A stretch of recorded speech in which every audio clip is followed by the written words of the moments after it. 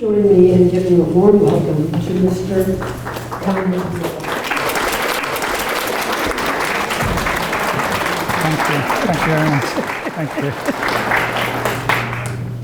We're all gathered here today in safety and comfort. That is good.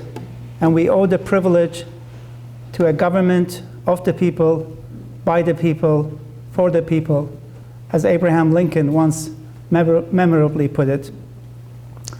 But let me show you an alternative view. Let me tell you about the lack of safety and security in my country. Turkish tanks are violently rumbling through Kurdish cities. They are heartlessly shelling Kurdish homes and businesses. They are pitilessly burning trapped civilians in basements. They are repeating the vile Islamic State barbarism, roasting prisoners alive in cages. You may say, I haven't heard about this, and you are right. The American media, for some mysterious reason, is covering up the story. It has yet to broadcast it as breaking news on CNN, for example. And yet, this horrifying war is so shocking that it may soon surpass the turbulent civil war in Syria, which you have heard about. Future historians may look back for telltale signs of what sparked the war. I can tell you two people who have done more to trigger this war than anyone. One is Ataturk, the founder of Turkey, who originated the insane proposition that a living language, Kurdish, should die to make room for Turkish, his mother tongue. The other is Recep Erdogan, current president of Turkey, who has brazenly boasted if Kurds set up a Kurdistan in the wilds of Argentina, he would fight them even there. But the Kurds don't want to set up a Kurdistan in Argentina. We want our Kurdistan to be where the Kurds are, where they have been for thousands of years, and that is the Middle East. This desire to be free puts us at odds with the fanatical Turkish president who equates Kurdish freedom with Turkish treason and has vowed to fight us forever. He will, unless superpowers intervene, have his fight. Kurds have no intention of going down on their knees this time, but how this war is unfolding and what you could do about it is the topic of my address today. Before I go any further, let me be a good guest and acknowledge my debt to Sally, your events coordinator for international affairs, for inviting me to be with you this afternoon. Please join me in giving my kind hostess, your friend and colleague, a hearty round of applause.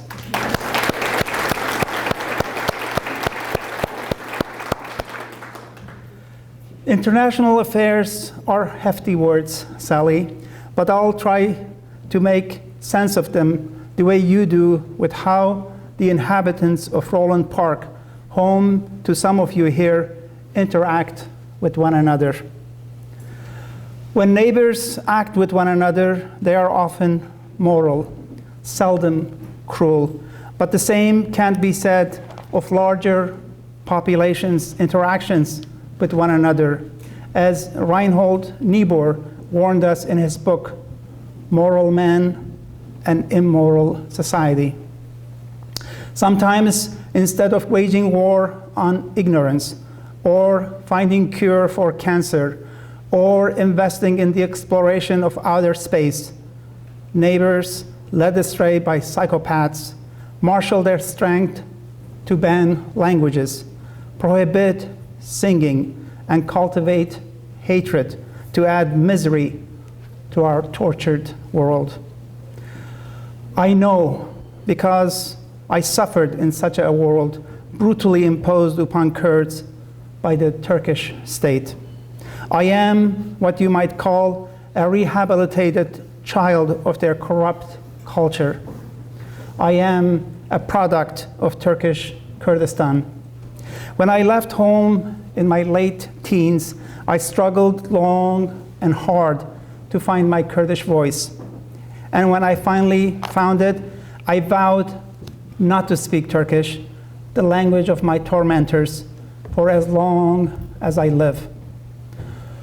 My war with the Turkish language lasted 8 long years. I then realized that I may be able to keep Turkish at bay, but 20 million Kurds inside Turkey were not as lucky, and if I wanted them to be as free as I am, I needed to use the Turkish language to free them from their captors. Relations between Kurds and Turkish leaders are so badly damaged, unfortunately, that it is hard to find a common thread to weave the fragile, sorely needed fabric of peace. Speaking only as one Kurd, I could cite you countless tales of hateful assaults and hideous insults. But I fear some violent details would be too painful for some of the delicate souls in the audience. The merciless brutality of Turkish leaders, I can assure you, would fit perfectly in a Stephen King horror movie. The Turkish ruling circles remain stubbornly wedded to the pig-headed prejudices of their fathers. The fathers committed violent genocide against the Armenians. The sons are waging a combination of cultural genocide with occasional mass killings to accomplish the same end with the Kurds. The Turkish-Kurdish conflict is in dire need of peacemakers. Perhaps there are some in this audience who feel the urgent need to do God's work between two badly estranged peoples, fulfilling the biblical beatitude from the Sermon on the Mount. Blessed are the peacemakers, for they shall be called the children of God. Right now, there is nothing blessed about the many Middle Eastern countries.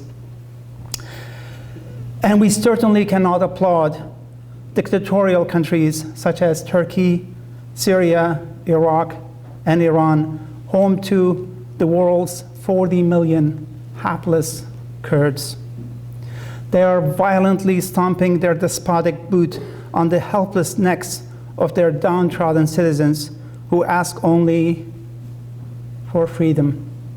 And they are doing it so brutally that I wish I had Patrick Henry's great skills to make you see how badly the Kurds need your help. How can our Kurdish lands be restored to their rightful owners? They were treated as spoils of war after First World War and heartlessly partitioned by the British and the French the way a cooked turkey is carved up at American Thanksgiving. The French were arbitrarily given what we Kurds fondly call Rojava, or Western Kurdistan, as a part of Syria. When Paris ended its colonial rule, the Arab majority took over our lands and at one time denied some of us even basic citizenship rights. The British were given what we Kurds fondly call Bashur, southern Kurdistan, as part of Arab Iraq. And when London ended its colonial rule, the Arab majority in Iraq declared Kurdistan an inseparable part of Arab lands, and Saddam Hussein didn't think twice to gas us. The Russians were promised what we Kurds fondly call Bakur, northern Kurdistan, but declined their gains because their October Revolution at home kept them busy. That didn't help the Kurds, though. The Turks gladly gobbled up that land and became our lord and master again, and with renewed vengeance. The Persians were already in possession of what we Kurds fondly call Rojalat, eastern Kurdistan, and that continued through successive shahs as well as theocratic despots such as Khomeini and Khamenei to this day. Today, the arbitrary walls that Europeans and local despots built throughout our lands have been blown away, at least partially, and honesty compels me to give credit, but let me be careful how I say it, lest I be misunderstood. Strange as it may seem, in our world turned upside down, credit for this bit of good news for the Kurds goes to the merciless Islamic State. Please don't get me wrong. We have not sent out congratulatory messages to the Caliph of Raqqa, Abu Bakr al-Baghdadi, for he has also sliced our heads like watermelons, mixing our blood with yours as his bloodthirsty jihadists beheaded your beloved Americans, James Foley, Stephen Satloff, and Peter Kasich, while also enslaving thousands of our Yazidi women as concubines. In Syria and in Iraq, the Kurds and the Americans have drawn a little closer and now fight the Islamic State together. But unfortunately, in Turkey, we are as far apart as the earth is from the moon. Why is that? The Kurds are fighting and dying for the same fond hope, simply a land where they can live freely. You are Americans. I am a Kurd. But when it comes to love of freedom, we should all be Americans, and we should all be Kurds. Sadly, that is not so.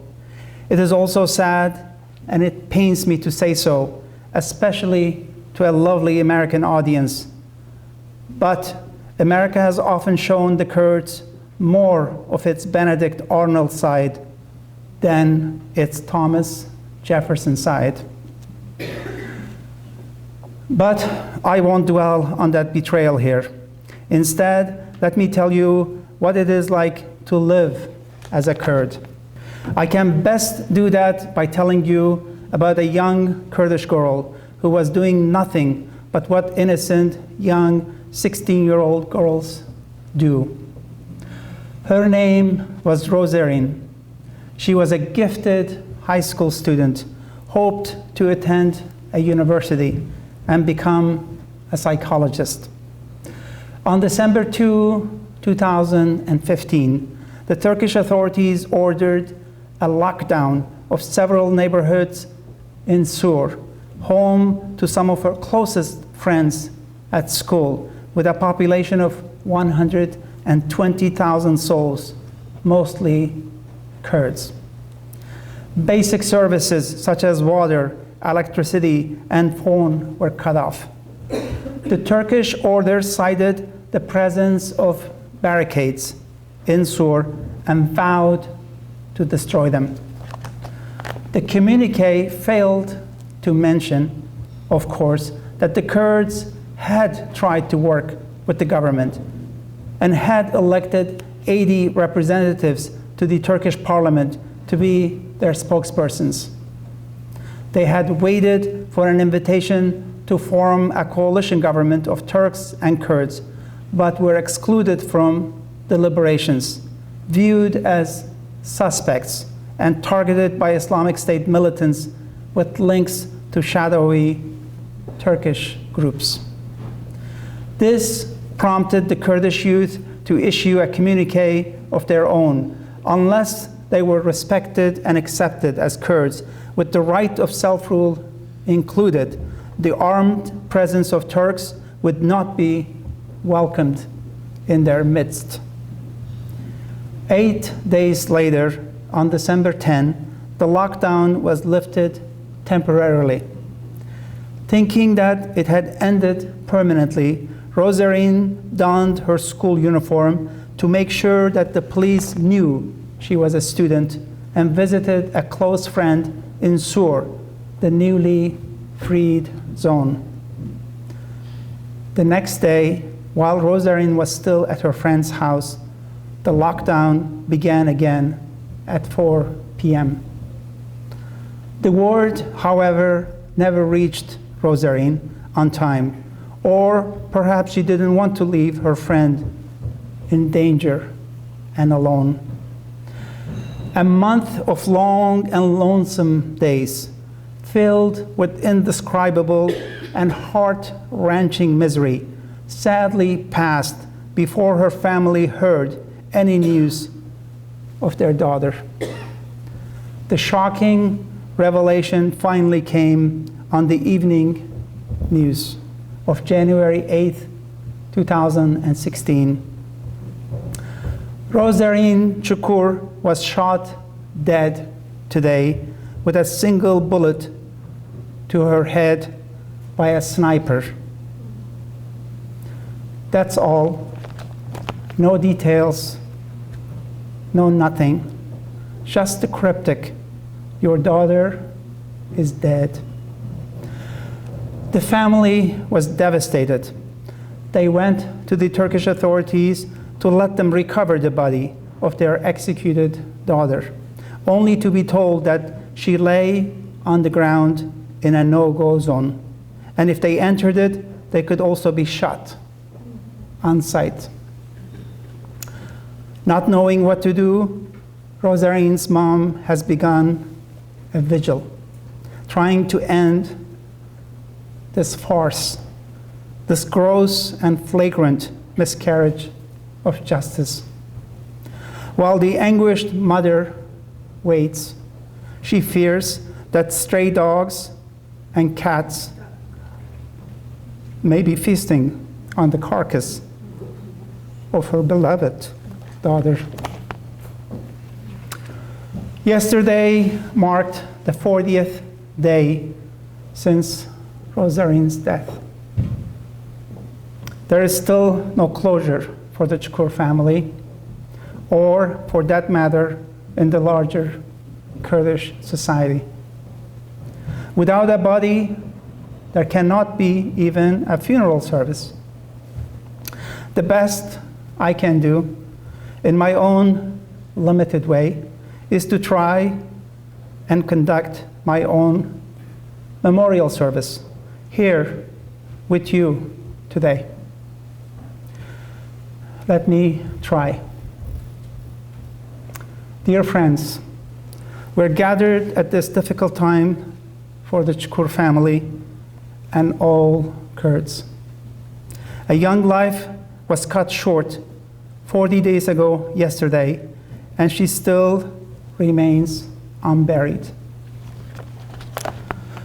Perhaps it's a sign from God that so long as the Kurdish question remains unaddressed, the Rosarins of Kurdistan will not even have a grave of their own. Apparently, we don't have a right to a decent burial, just as we don't have a right to a decent life on this earth. What have we done to deserve this fate? Are we evil for wanting to take in the fresh air of freedom? Are we not the children of God? Should a young Kurdish girl like Rosarin be heartlessly left unburied to the delight of stray dogs and cats? I realize that young Rosarin may seem cold and impersonal to you, but let me tell you a little bit about what she was like when her excited blood coursed vibrantly in her throbbing veins. Rosarin begged to start school early and did so a year ahead of her friends. She excelled in her studies, winning several awards for her diligence: a wristwatch, a chess set, and a used camera, since a new one was too expensive. She was a voracious reader, devouring a book a week and becoming a proud member of her local library. She loved stray dogs and cats and bought them food and took them home for food. Perhaps one or two of the stray dogs or cats that Rosarin befriended now sit in silent vigil beside her lonely body, mourning the loss of their gentle and affectionate friend. If young Rosarin could speak to us, I think she might cry out to us her dreadful distress, as the psalmist did in Psalm 25:16. Turn to me and be gracious to me, for I am lonely and afflicted. Perhaps we could turn for a moment, each in our own way, in our own hearts and minds, and reverently pause for a moment of silence, so that our prayers may lift the spirits of the lonely and afflicted family of young Rosarin.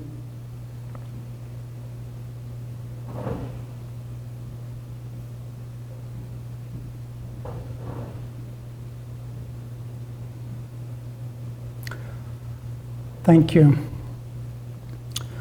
The words are so fitting. Turn to me and be gracious to me, for I am lonely and afflicted. They are fitting because young Rosarin was truly lonely and afflicted in her death. But let us turn back from Rosarin's awful death to her lovely life. In life, Rosarin loved many things. She loved taking photos of others, of Sur, the old walled city of Ahmed, the place that had provided her eyes the first sights, her ears the first sounds, and her heart the first and the last beat.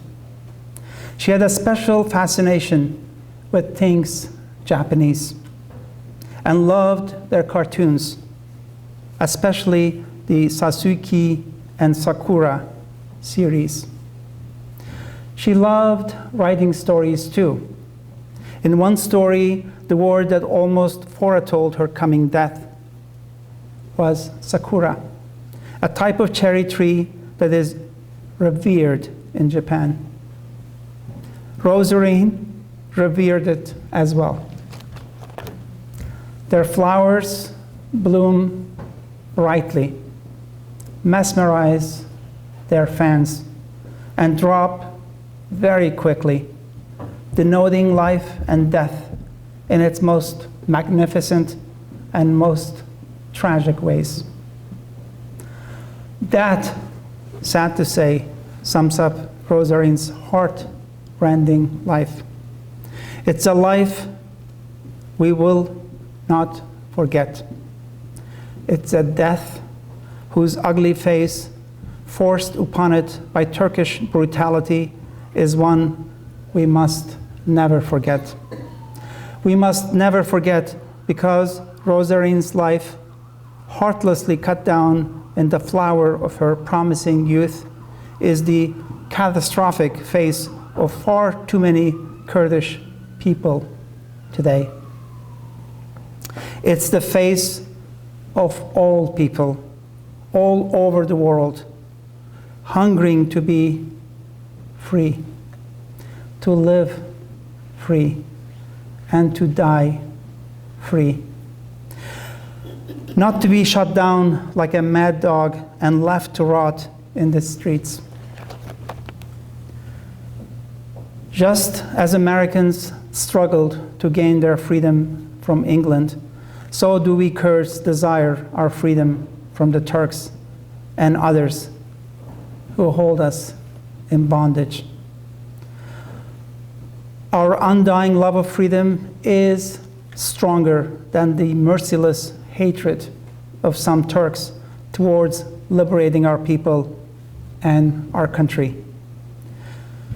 When that happy day of our freedom comes, we will bury Rosarin's blessed bones under a sakura tree in a free Kurdistan to rest in peace till the end of times. God bless you, Rosarin. God bless freedom, and may it grow until it covers the entire world. Thank you very much for your kind attention.